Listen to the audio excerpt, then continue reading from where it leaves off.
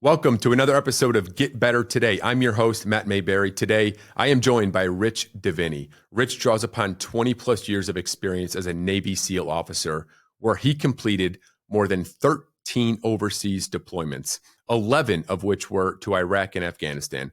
Since retirement in early 2017, Rich has worked as a speaker, facilitator, and consultant. And in January of 2021, Rich released his first book, The Attributes, 25 Hidden Drivers of Optimal Performance. Please join me for this conversation with Rich Diviney, where we talk about optimal performance. We talk about the attributes that lead to optimal performance. We also talk about what great leadership is, how one can become a great leader and drive more leadership effectiveness. Rich also draws upon his fascination with neuroscience and how he includes it into a lot of his work. Thank you.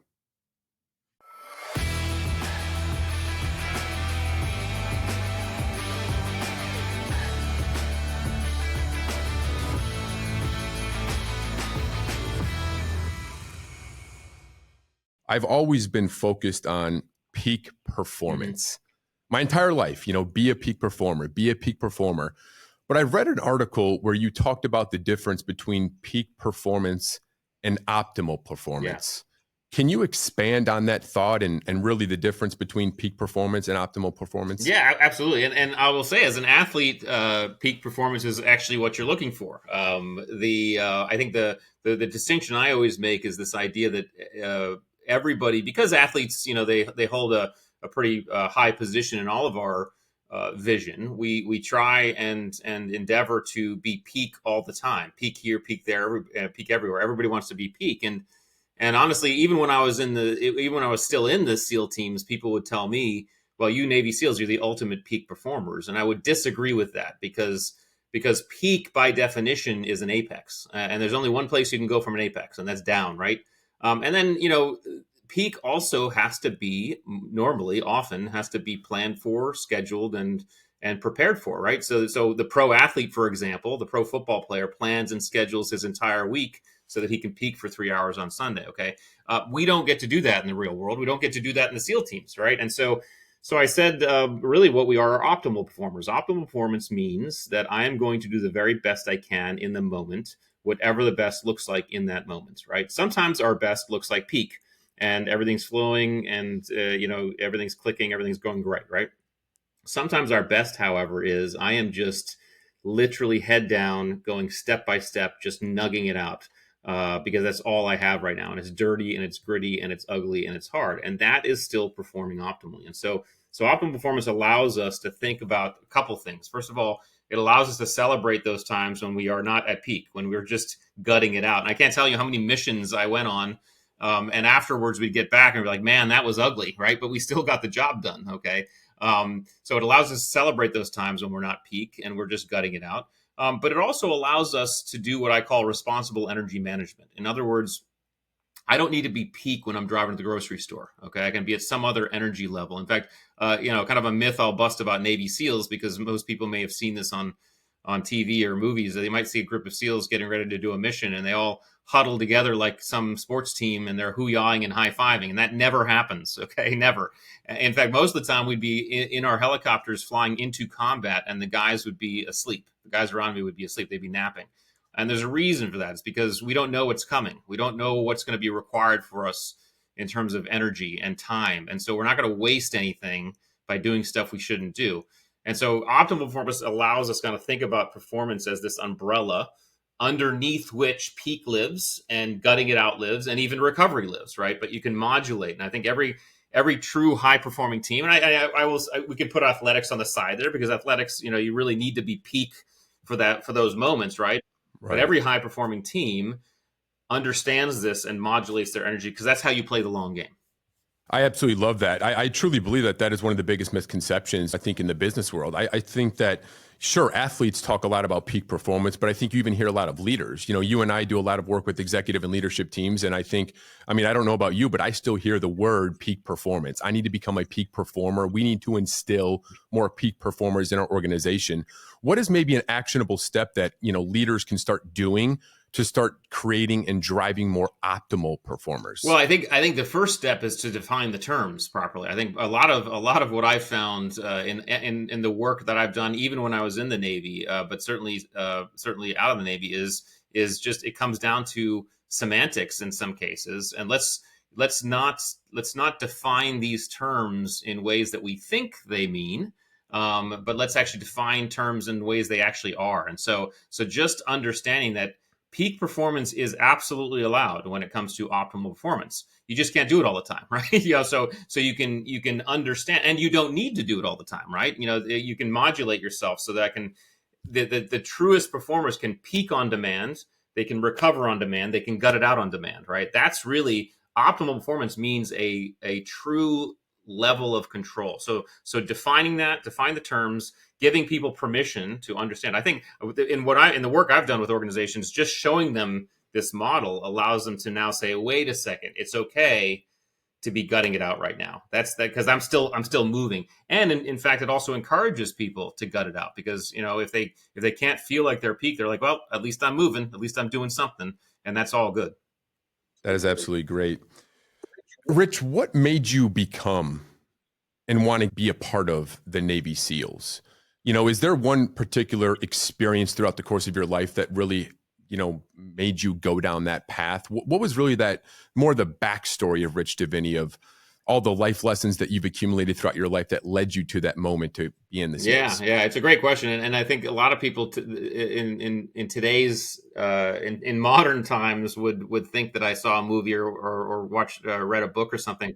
This was early '90s. No one knew what SEALs were back then. There were very few books. I think the only movie out there was like was Navy SEALs with Charlie Sheen, and then I think Steven Seagal in Under Siege was like a former SEAL, right? So you see that there was sporadic, but ultimately, I grew up wanting to be a Navy pilot. I have a twin brother. Both of us wanted to kind of focus on Navy and naval aviation, and so we were kind of bent towards that pathway. It was the first Gulf War, so we're 1990 Gulf War, and I remember I was in high school, and I remember after that 100-day war, whatever it was, I saw an article in Newsweek magazine. Article came out and had a picture of a guy's face just camouflaged and said America's Secret Warriors. And so I got this and I opened it up, and it was a probably a 10 or 12 page article on all the different spec ops units. So you had Green Berets, SEALs, Army Rangers, Air Force Pararescue, things like that. And it kind of highlighted it gave a little bit of synopsis on most of them. What I noticed, it was spattered and smattered with a bunch of pictures, probably 20, 25 pictures of special operators in different environments, like some in skydiving, some underwater, some in desert, some in Arctic warfare, things like that. And I couldn't help but notice that out of the 25 pictures, like 20 of them were Navy SEALs, and they were all just in different environments. And I was like, wait, who are these guys? Like, that seems kind of cool. And so I caught the bug there. I was able to start reading up a little bit on them. And when I was in college in the ROTC program, I was kind of saying to myself, okay, pilot, SEAL, pilot, SEAL. It was still competitive back then, because they weren't, they don't accept a lot of people. But ultimately, I said to myself, well, I know I could be a pilot, but I don't want to be a pilot and look over at those SEALs and wonder if I could have done it. So I said, let me go that direction. So that's what drove me, and ended up getting selected to go to training. And then when I got to training, made it through, which was great. So started 1996. So started a 20 almost 21-year career in the SEAL teams. And what would you say, from a lessons and experience standpoint, what is one thing that you've taken away from becoming a SEAL and throughout your experience during that duration? Is there one or two? I'm sure there's multiple, like 10 or 20 that you can really, attribute that to, but is there really one lesson or experience that you've carried with you still to this day? Yeah, I would say there's probably several. I would say one of the ones that pops into mind the most viscerally is that as soon as I hit the beaches of Buds, which is SEAL training, basic underwater demolition / SEAL training, as soon as I hit the beaches of Buds, I immediately felt imposter syndrome. In other words, and I say this in a good way, because I've throughout my entire life tried to metabolize imposter syndrome in a positive way. And what I mean by that is I immediately saw I was surrounded by people who were better than me. and it upped my game. And I said to myself, okay, wait a second, I just need to up my game. And what's interesting about SEAL training is you start a SEAL training class, a BUDS class, and we started with like 160 odd people, 165 people, and you start going through it, and people start quitting. And you're like, wait a second, and so we started 165, we graduated 38, and so upon graduation, you're sitting there, and I know I was sitting there. It's like, whoa, how am I still like I'm still here? How is that? How can that be? And so you have, so I think, and that feeling followed me my whole career. I just felt like I was always surrounded by people who I was not going to let down. I was going to up my game. And then even getting out of the Navy, when I started into the leadership space, I tried to surround myself with people who were really good at what they did.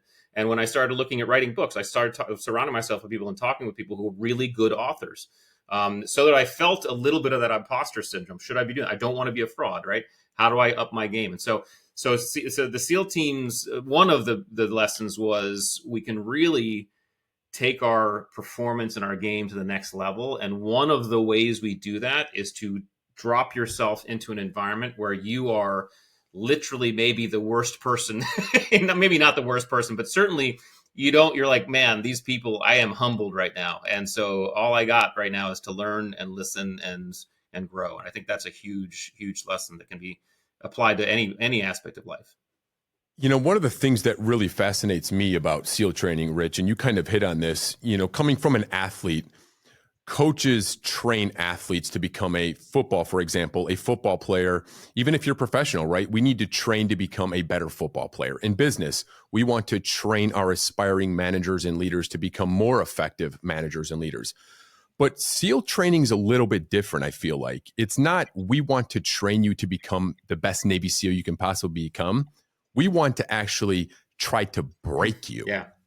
Can you talk a little bit about SEAL training and your experiences with that? And for everybody listening or watching, just maybe some of those lessons that they can maybe incorporate into their day-to-day life as far as getting uncomfortable and developing that persistence and grit that is, really every Navy SEAL possesses. Yeah, it's a great point. And I would say break you is a strong way of putting it.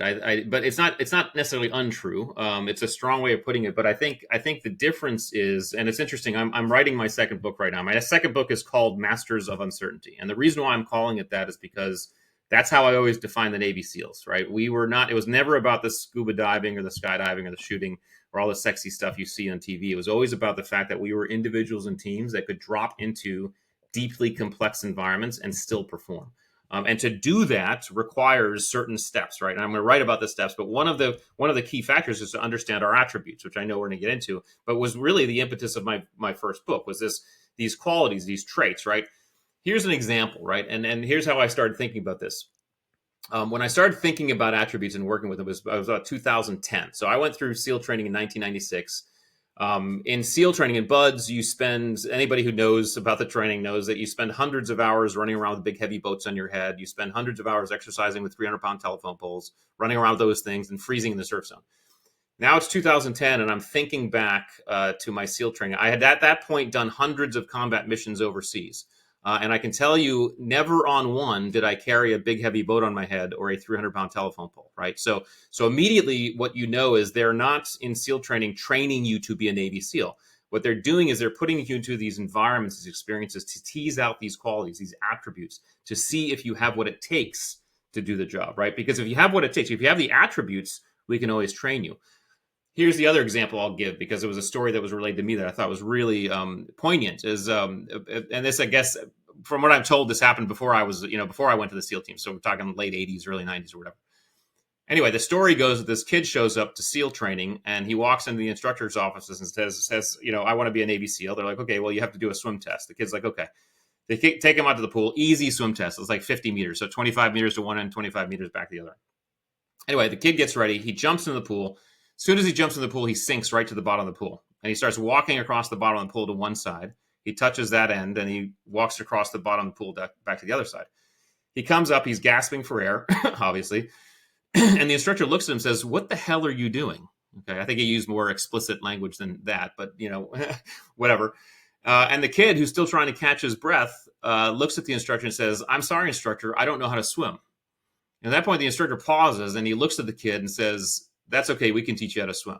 Right. And so the question becomes, why did the instructor say that? And the instructor said that because he knew that if this kid had the attributes, these qualities to show up to Navy SEAL training Mm. and he didn't know how to swim, he had everything inside of him that we needed for him to be a Navy SEAL. Teaching him the skill of swimming, that'll be easy, right? And so I think the difference between athletics, for example, it's why a lot of athletes, I say a lot, there are some collegiate athletes who show up to Navy SEAL training and they quit, within days. And I think the reason is because, like you're saying, it's a different environment. In athletics, you're training in skills. There are certainly attributes involved in athletics, but you're training in a mastery of skills, and you are training in a way that allows and encourages you to be at 100% when you're executing those skills, right?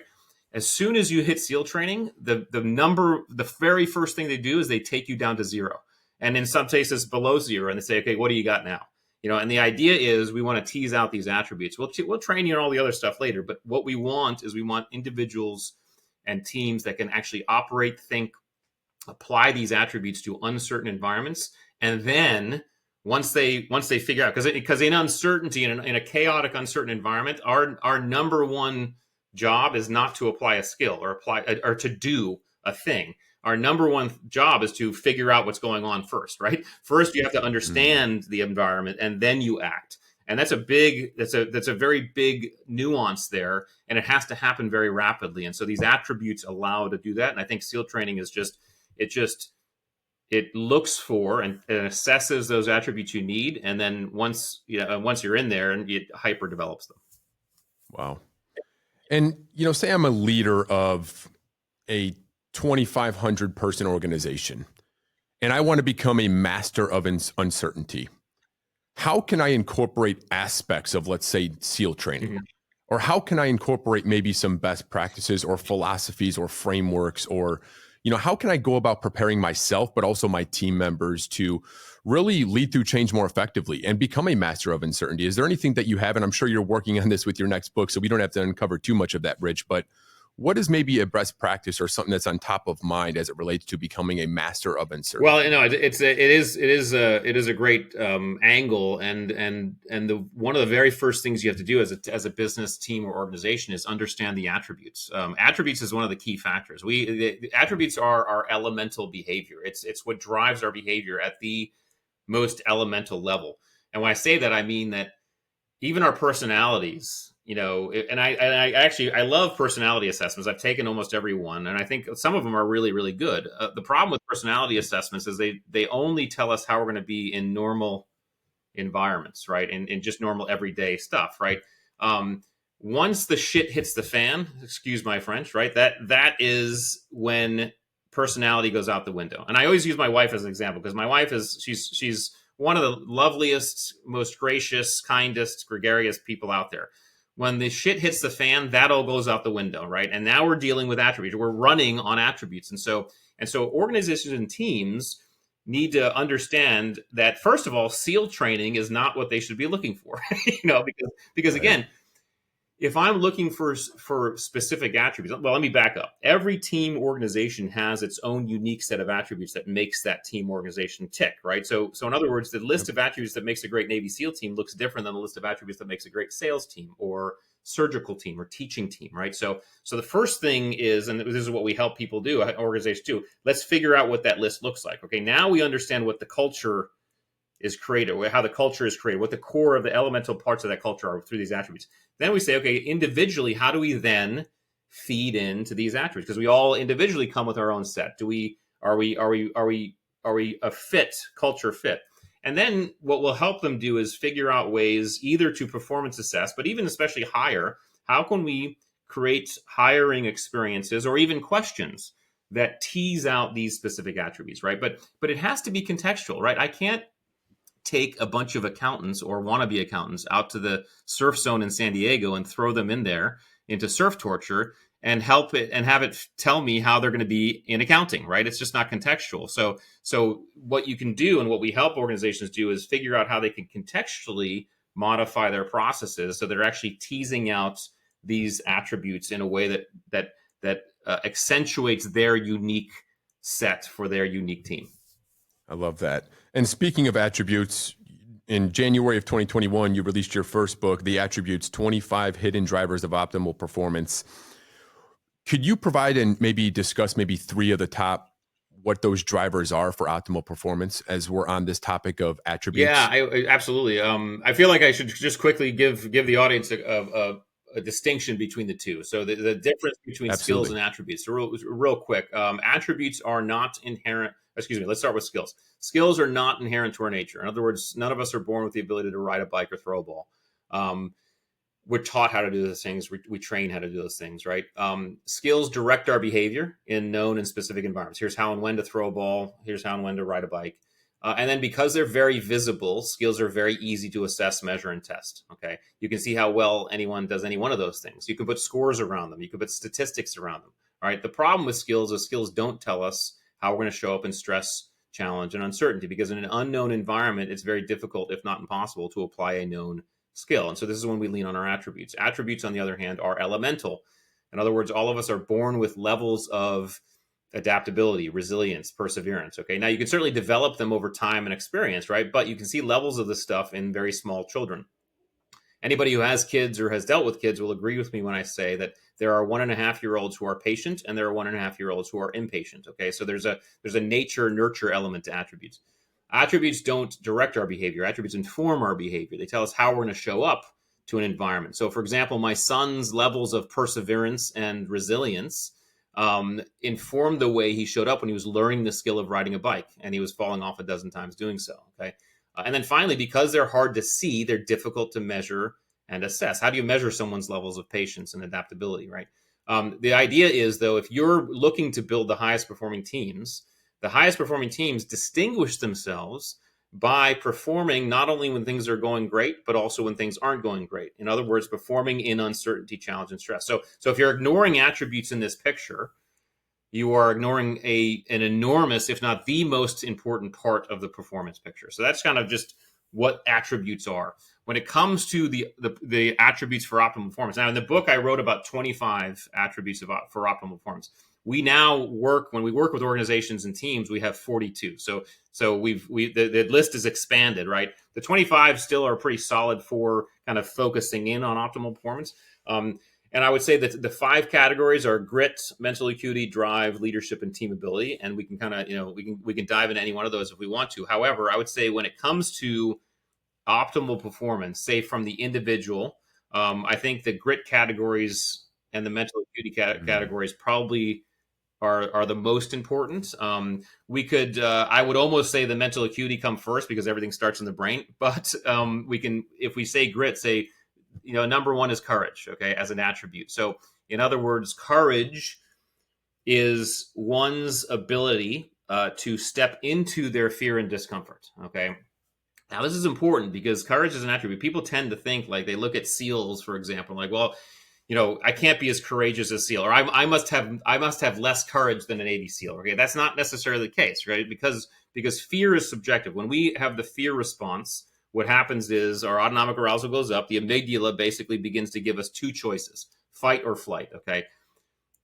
Depending on what we choose, there's a specific switch that gets kicked in the brain, right? Fight, if you fight, there's one switch. And that fight is step into your fear. Flight is you step away. That's another switch, okay? If you choose to fight, i.e. step into your fear, you get a dopamine reward for that, okay? That is known as the courage switch, okay?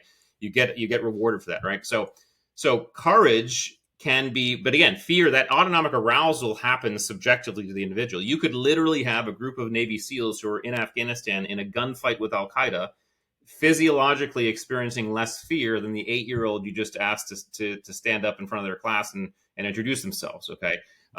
So when we think about courage as an attribute, you could actually be a genuinely anxious person, okay?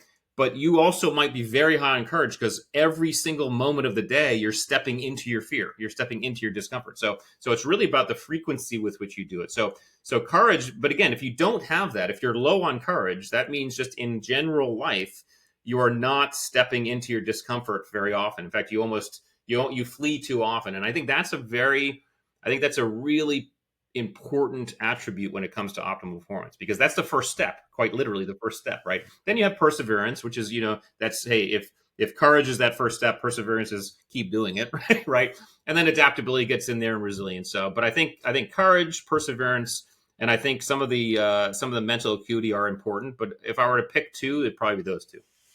And singling on leadership, with all of your work with leadership, leaders in organizations all across the country, what would you say is maybe a top two attributes of phenomenal, extraordinary leadership? Is there something that comes to mind as it relates to specifically just leadership, Rich? Well, I'm going to give you a couple. I'm not going to sidestep the question, but let me give some context to it, because I think when we talk about leadership, we have to understand something I think is very important. That is, being a leader and being in charge are two separate things. One is a position, one is a behavior. Okay, and here's the interesting thing: we don't get to self-designate.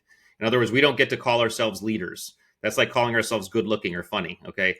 Other people decide whether or not we are someone they want to follow, and it's based on how we behave, right? We've had this experience. I know I had it in the military. You might have had it. Other people who are listening might have had it, where I would see someone who outranks me, and I'd look at that person and I'd say, I wouldn't follow that person anywhere. Meanwhile, there's someone over here who has no hierarchical position or no rank whatsoever, and I'd be like, I would follow that person to hell and back. It's because of the way we behave. And so leadership, though, whether or not people are chosen and looked at as a leader, depends on how we behave. Those behaviors stem from these very elemental attributes. In the book, I talk about empathy, decisiveness, accountability, authenticity, and there's one more, but I can't remember. And I would say the reason why I said I wouldn't sidestep the question is because I don't know if one or another is more important. I think since leadership is a decision and a choice made by someone, they may preference one over that. They may say, hey, accountability is what I mean, that's my number one thing. If I see someone accountable, I'm going to say that's someone I'll follow. Someone else might say decisiveness. Someone else might say empathy, right? But regardless, those five, when we would go around, when I got out of the Navy, I was in the leadership space. And we'd go around the world talking about leadership. And one of the things we do with audiences is we'd have a flip chart next to us, and we just ask them a question: what do great leaders do? All right. And we just have people yell at us like things, like just words. And we make a list of those things, like 20, 25 things. First of all, that list was always the same stuff, no matter where you went in the world, no matter what generation you were talking to, always the same stuff. In the top 10 were always those things: empathy, authenticity, accountability, decisiveness, right? I mean, so we know viscerally what we look for in leadership. All right. And now we may prefer one or the other. I prefer accountability over this one, but ultimately it's those basic things.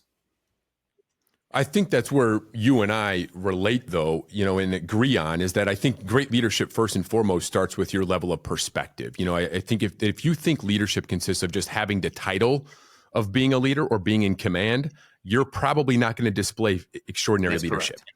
Correct. And that's why I've even seen the past 14 years in organizations in every sector of all sizes, sometimes those in the C-suite do not have as much influence as people 100%. Below them.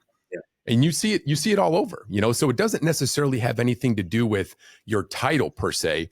And that's what I would love to kind of switch to now, Rich, because I read an article where you talked about most leaders operate from a driver perspective. Yeah. You could just almost think of an automobile analogy. A driver sits in that driver's seat, and everything about that automobile is in control by that human. That driver has they have the only view, right? They see exactly what they want to where they want to go. Everything is about where they're going, what they're doing, and everything about the team or organization is simply a piece and part of the automobile they're driving. It's a switch, it's a lever, it's a shifter, whatever. And the problem with that is A, it's a very myopic perspective, but B, more damagingly, every single person in that team or organization is looked at as a piece or part that can be and will be replaced if they don't work, right? If I flip that switch and it doesn't work, well, I'm replacing that switch because I need that switch to do that, right? So A, it's myopic. B, it's very disempowering. It's very uninspiring, and you are not accessing the breadth of knowledge, experience, perspective, ideas that in fact surround you, right? The leader looks at things differently. The leader looks at a team organization as a combination, a collaboration of multiple perspectives and aspects, and doesn't look at, hey, I'm not the singular person in control. Now, my job is to have an overall view, of course, right? Because that's why I'm in the position I'm in. But I'm going to look at everybody as a contributed member of this organization team. I'm going to lean on perspectives. I'm going to listen to ideas.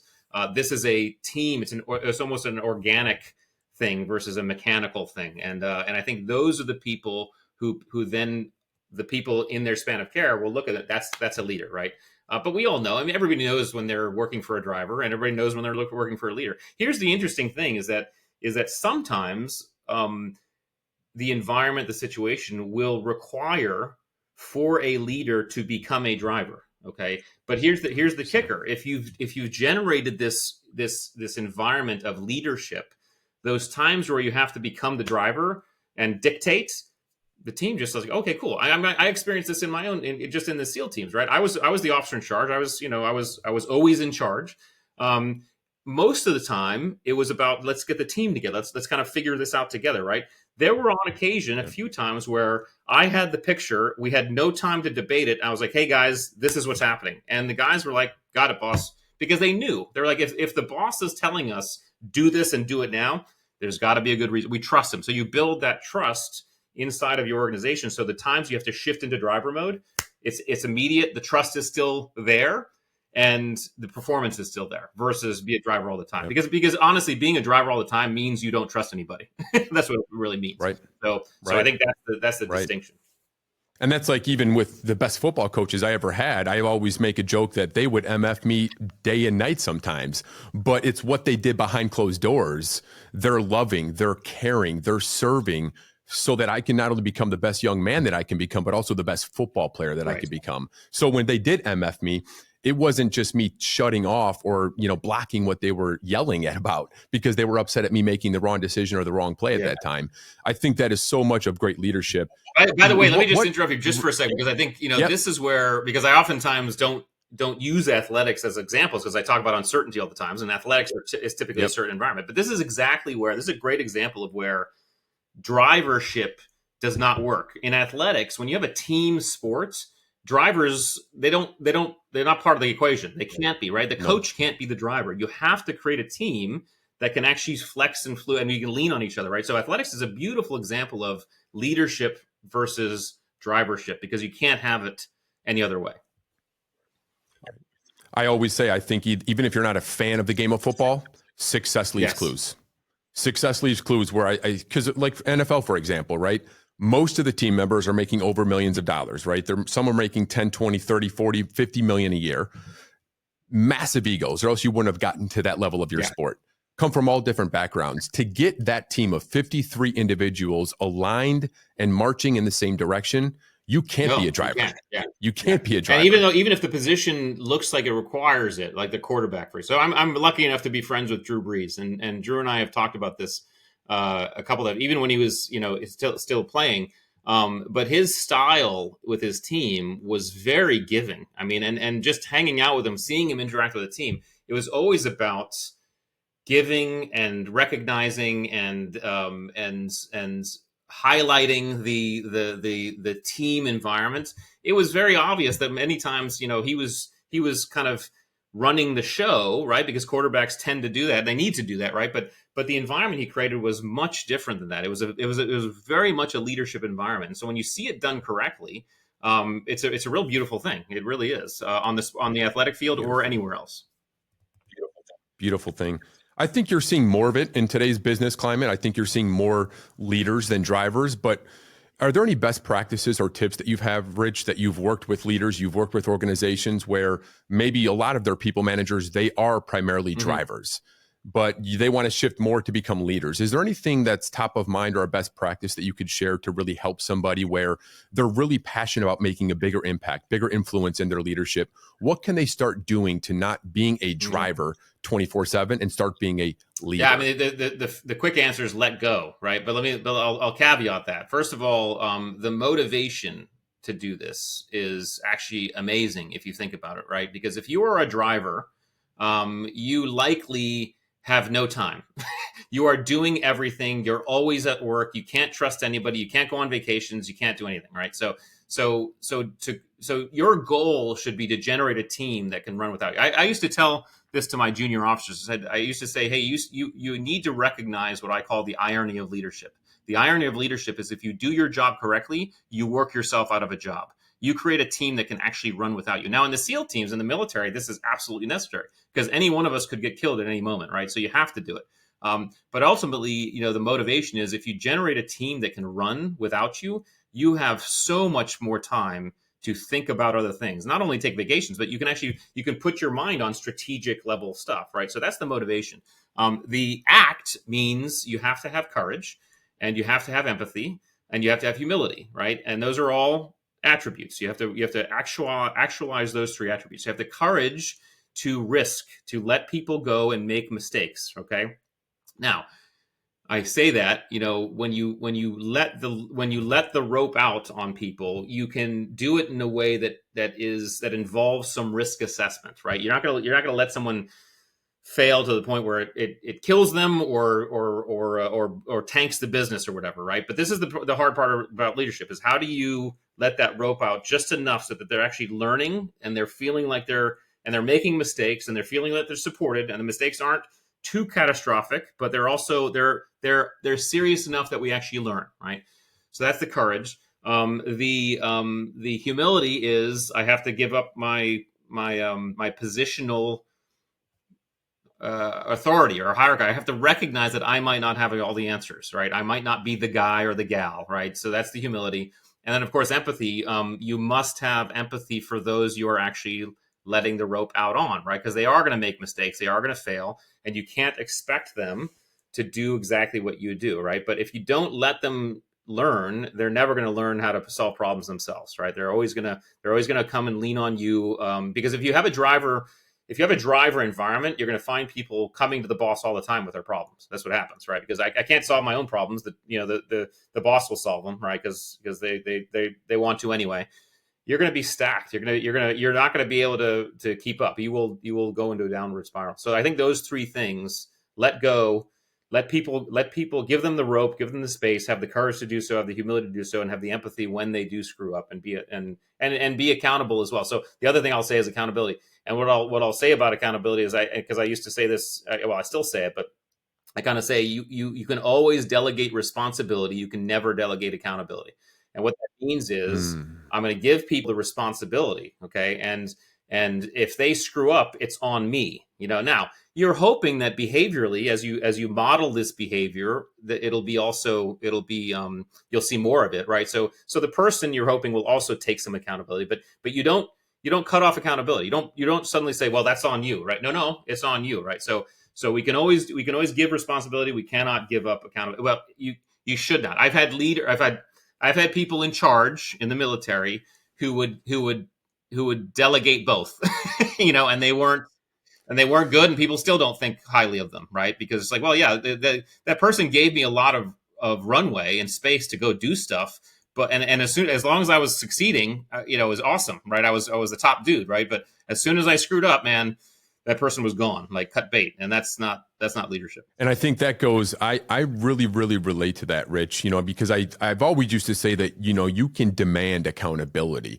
To a certain degree, I believe you can with your behaviors and the culture that you build within your organization, the four walls of your organization. But with what you said there, I relate to that as taking complete ownership, full responsibility. And I think the greatest leaders, like the greatest coaches I've ever had throughout the game of football and even in the business world that I've seen the past 14 years, even if it's someone else's fault, they get up in front of the whole organization and say, it is on me. I am the leader. And what that does is that everybody knows that it was Jason's fault. Everybody knows that irrational decision was Jason's fault, but the leader got up in front of everybody and said, it's on me. And what that does is it sends complete shockwaves throughout the whole organization of what does accountability look like? That's what it looks like. And I guess I agree with you. You can demand accountability as a leader as long as you're doing it yourself. As long as you're going first in that behavior, You can do more about demanding. But again, you never, if you do it yourself, you don't really need to demand it, because people will model it. People will Right. see it. They'll want to do it I for agree. you. They want to do it, and they'll recognize how again, I like how you said accountability is owning it.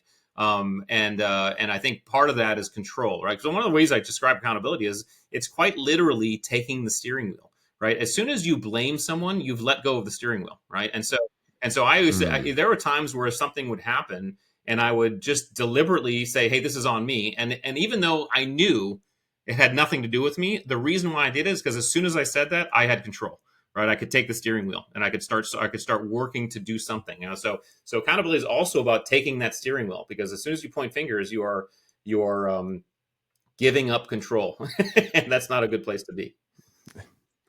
absolutely. And I'm sure you're writing about this in your new book, To Become a Master of Uncertainty. But one of the things that, not only is it really, I think, effective for leadership, but also just a game of life, to become a optimal performer, really mastering Mhm. decision making under Yeah. pressure. So much of what Navy SEALs, every decision nearly is operating in high pressure situations. How do you, Rich, approach decision making in such environments? And what advice would you have for leaders or even anybody that has a desire to become more of an optimal Yeah, it's performer? a so I'm glad you brought that one up too, because decision making and decisiveness are actually two separate things. One is an attribute, one is a skill. And so let me just so here's the quick caveat. If anybody wants to figure out whether or not they're dealing with an attribute or a skill, okay, it's easy. All you have to do is ask a simple question. The question is, can I teach it or can it be taught? If the answer is yes, it's probably a skill. If the answer is no, it's probably an attribute. So, for example, you could say, "Hey, Rich, I want to learn how to shoot a pistol and hit a bullseye." Well, I could take you out to a range and teach you how to do that within a couple hours. That's a skill. Or you could say, "Rich, I want to be more patient." I can't teach you how to do that. That has to be self developed. Okay, and that's another thing we can get into, how to self develop an attribute. But the idea is decision making is a skill. You can actually teach people how to make better decisions, how to look at things, how to analyze data, how to kind of go through a process of decision making. Okay, decisiveness is an attribute because it adds the speed and efficiency factor to it, right? And we look at it as a leadership attribute because we don't tend to look at people who waffle and kind of just you know swing and just don't decide. We don't tend to look at that as leadership, right? So, but as decisiveness as an attribute, one, to develop it, you just have to begin to say, okay, I have to start thinking very precisely about what levels of information I can be comfortable with to make a decision. Okay. So in the military, we call this the 80-20 rule, right? A lot of times we're like, hey, we're only going to get at most 80% of the intel. So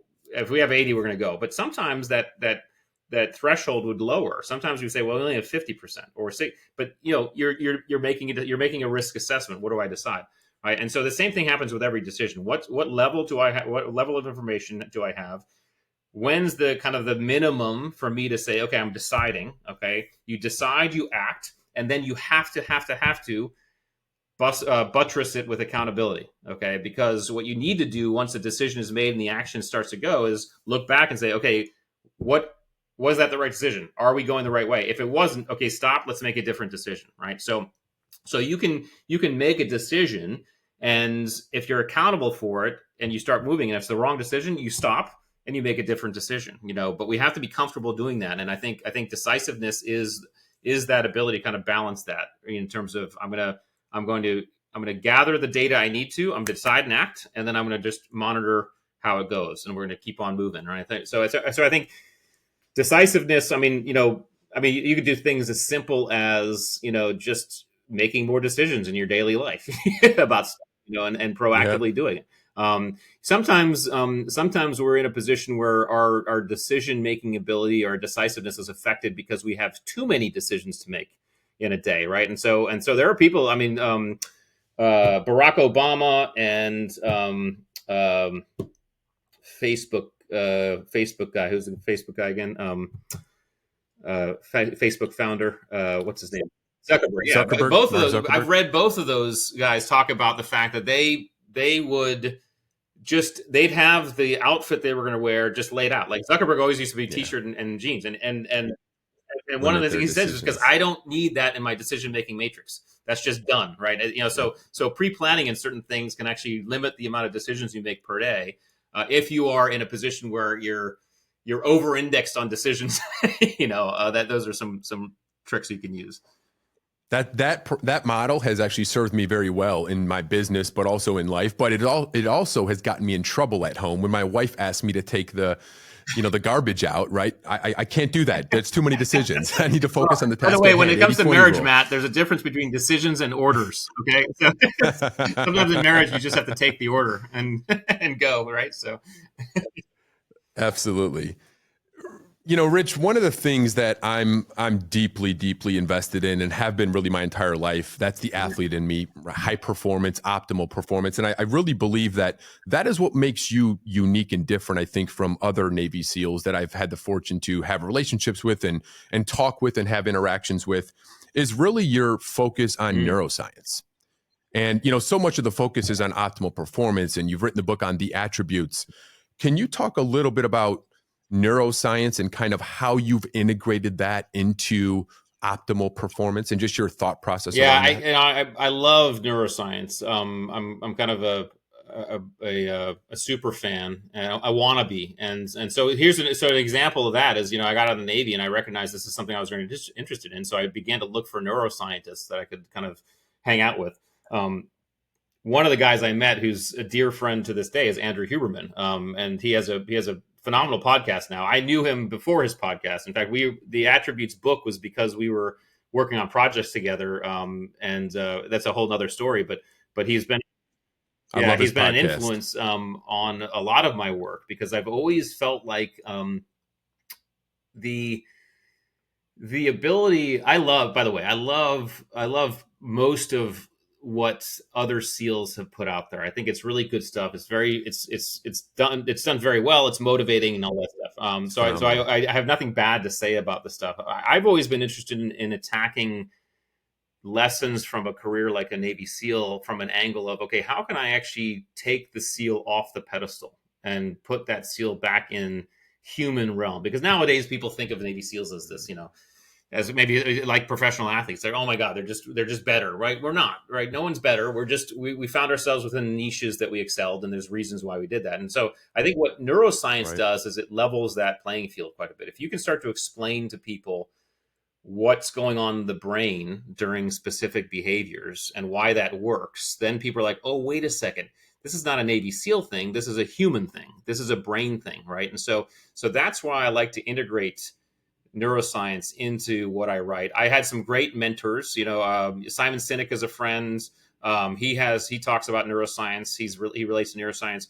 More so, Dan Coyle wrote the Talent Code. He does the same thing. Stephen Kotler, Yep. huge author and hugely in-depth neuroscientific in terms of what he puts. So I always had these great influences about keeping neuroscience part of it. Andrew and I, because we're great friends, he's always helped me with that stuff. In fact, Attributes is peppered with Huberman isms because he and I were talking so much during writing that book. But I think it's neat, and I think one of the things I was gonna highlight was this idea of learning. I think I can't remember what we were talking about, but it keyed into my head. But I wanted to give kind of a neuroscientific element. Oh, I think we were talking about courage and stepping into our fear, right? And the fact that Yep. that people will learn. Yeah, it had to do with this idea that people will learn, and our people will learn if you let them make mistakes. Okay, there's in fact a neurological reason why we learn more and faster when we fail than when we succeed. Okay, and the reason is because when we learn anything, there's a neural network that's created, right? Two neural networks just they link, okay? And as soon as they link, that initial link, the energy traveling between those networks is fairly slow.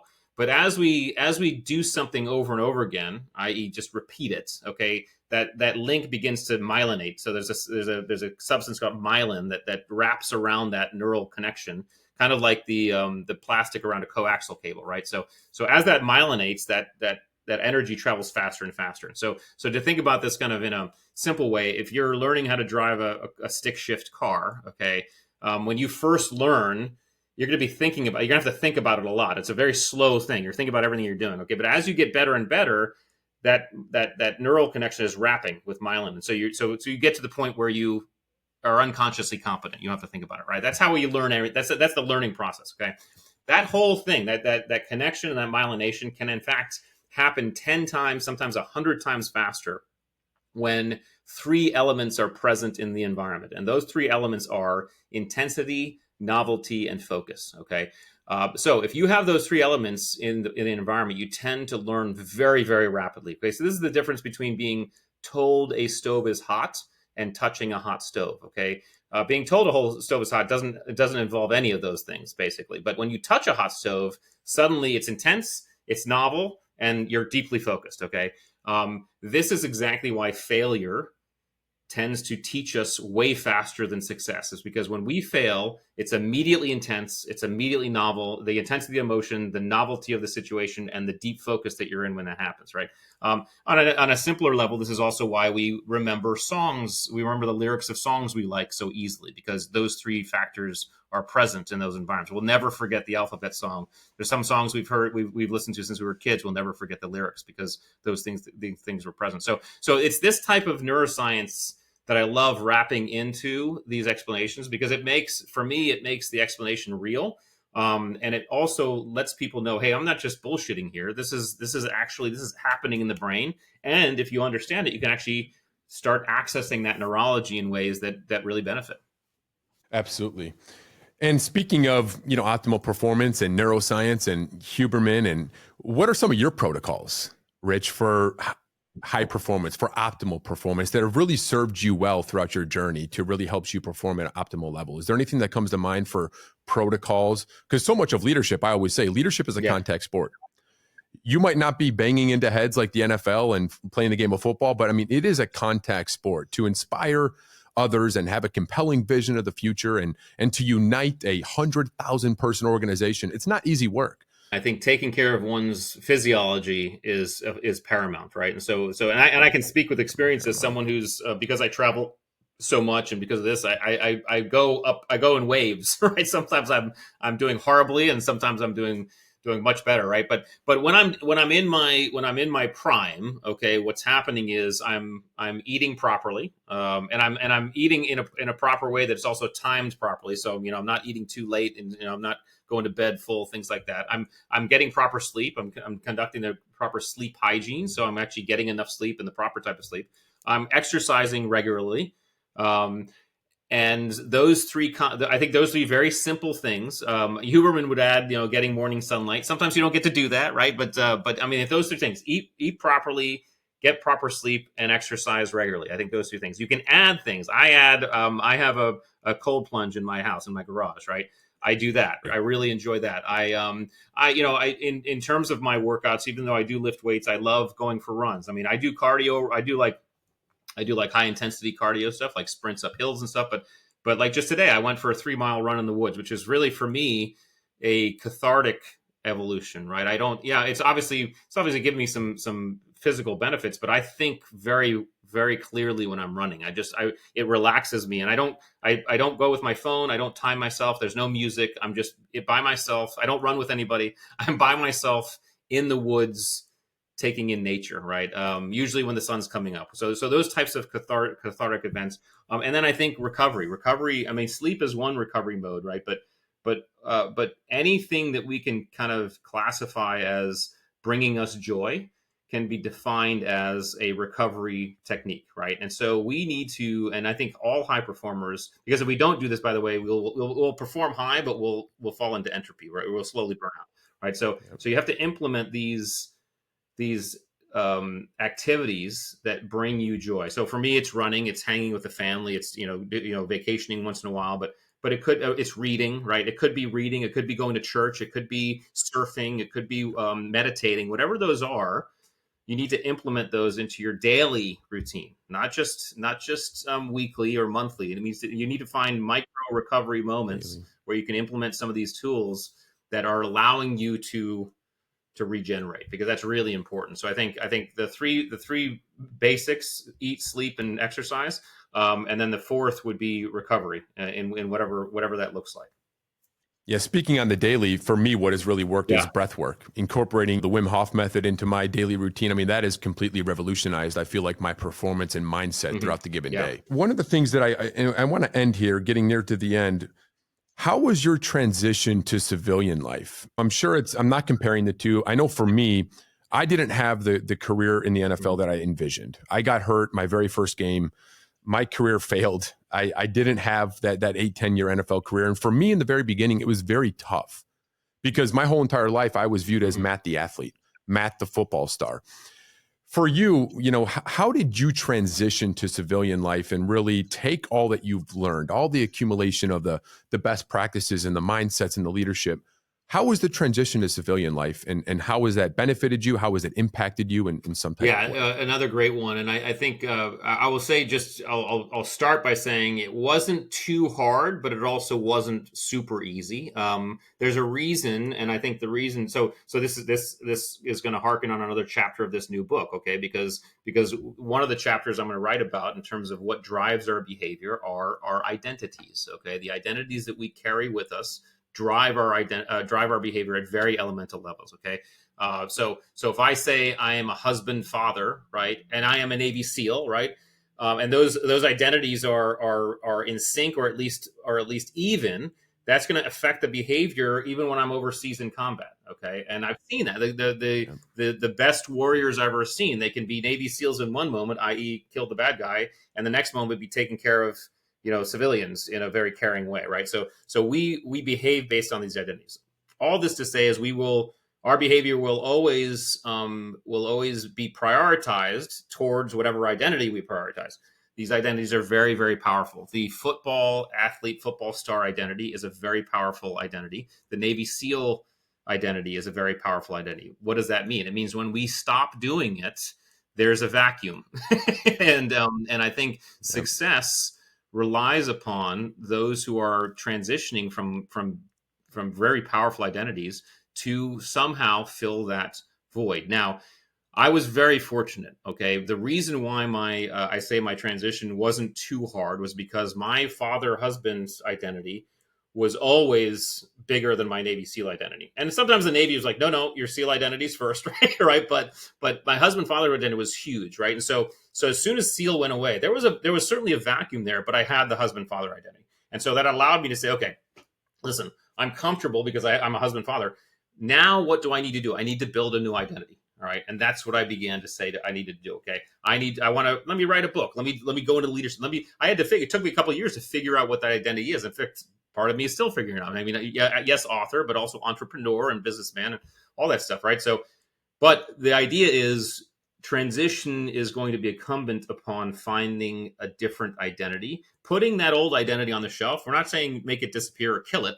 Put it on the shelf, honor it, right? In whatever, but it can't be what you rely upon. And the guys who I see have the most issues are the guys who can't let go of that, right? They're out, but Yeah. they're not it's not forgotten, and they can't, and of course, you can't be it. You age out of that. You just can't do this stuff anymore. And it's hard for them to say, I am not a Navy SEAL anymore, right? Or I'm not. Well, I would say the Marines do this very well, but the Marines are genius, brilliant about this, because the Marines' whole thing is once a Marine, always a Marine, right? And so even when you're not, even when you get out of the Marines still like, yeah, you're still a Marine. That's why you meet 91-year-old guys who refer to themselves as gunnery sergeants, right? Because it's a very powerful identity that the Marines have deliberately said, hey, you're always a Marine. It's not the case with football or athletes. It's not the case with Navy SEALs. Navy SEALs is, earn your Right. trident every day. And if you're not earning your trident, you're not a SEAL. All right. So I think it's this identity piece. And I would imagine you coming out of the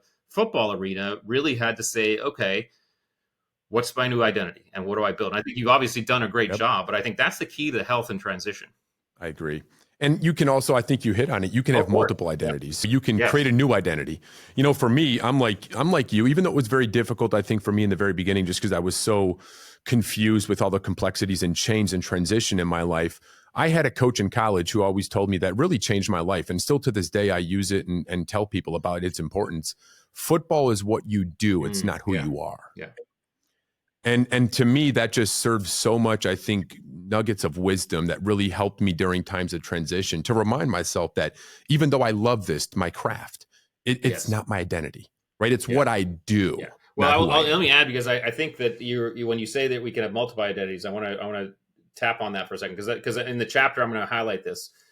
We all have multiple identities, and we will actually throughout our lives stack identities onto our being that we sometimes are unaware of. But every identity we stack on ourselves comes with a set of rules and conditions and behaviors, right? Because if you're going to be that, then this is kind of how you act. So the example would be, well, I went to this high school, or I was the captain of my lacrosse team. I'm a Harley guy. I'm a Navy SEAL. I'm a whatever.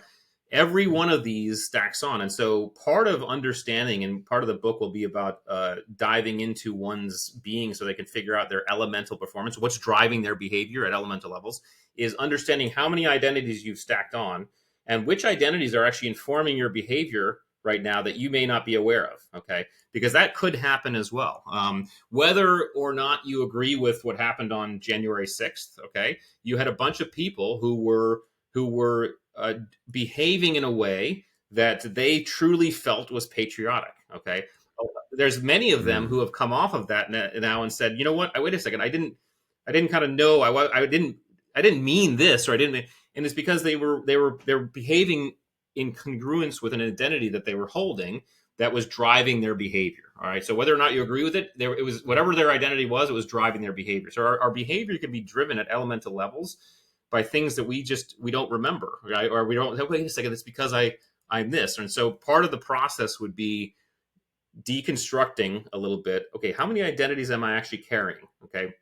And once I get that list, which ones are the predominant ones? because again, we'll behave towards the predominant ones, right? And if your top one is a Harley guy, then we can pretty much start to think about and predict what we're going to see in behavior that way, right? So, or a sports fan, we've seen.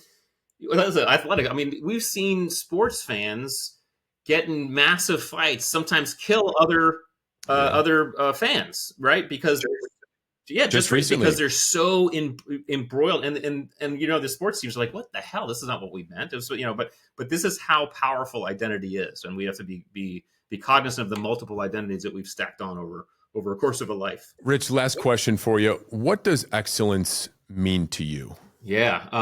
Excellence. I think excellence. Well, so I think, as with most things, it's a subjective term. For me, am I pushing myself beyond my comfort zone in a way that is progressing my ultimate goal? Which my ultimate goal is to take care of my family, be there for them, but also provide resources, provide a quality of life and well-being to my family and others, as well. But so excellence for me is if I'm taking steps towards that, if I'm moving towards that, if I'm finding myself doing anything, falling into habits that take me away from that or detract from that, I am not living in excellence, right? That's how I would define it for me. And I asked that question because the same coach that told me football is what you do, is not who you are. That's the whole theme and focus of this podcast, which is get better today. He would always say GBT, just get better today. And that's exactly, your definition is almost how I view excellence. It's what are you doing today, just 1% to maximize your potential. Yeah. Rich, where can people find you and your work? Is there anything upcoming projects? I know you mentioned you're working on a new book here. Where can people go to find and engage with your great insights and work? Where can people find you? I think the best and easiest is theattributes.com, right? And it's all one word, theattributes.com. We have everything there. You can find the Attributes book there. You can find what we do with business and organizations. You can go take our assessment tool. Once the new books comes out and we get that, that'll all be advertised on there and stuff. You can sign up for our newsletter. So theattributes.com. And also on there are my, my Instagram, Rich_Diviney, and my I have Facebook, but also LinkedIn. So those are all there on that site as well. So I think it's a one-stop shop. Yeah. Perfect. Well, Rich, thanks so much for joining us today. It was a true honor and privilege to have you and to talk with you. I found this conversation to be so fascinating. I hope all of you enjoy it, and Rich's insights on leadership and the attributes and so many of the other great things that we talked about. It's an honor to be here, and thank you. Thanks, Rich.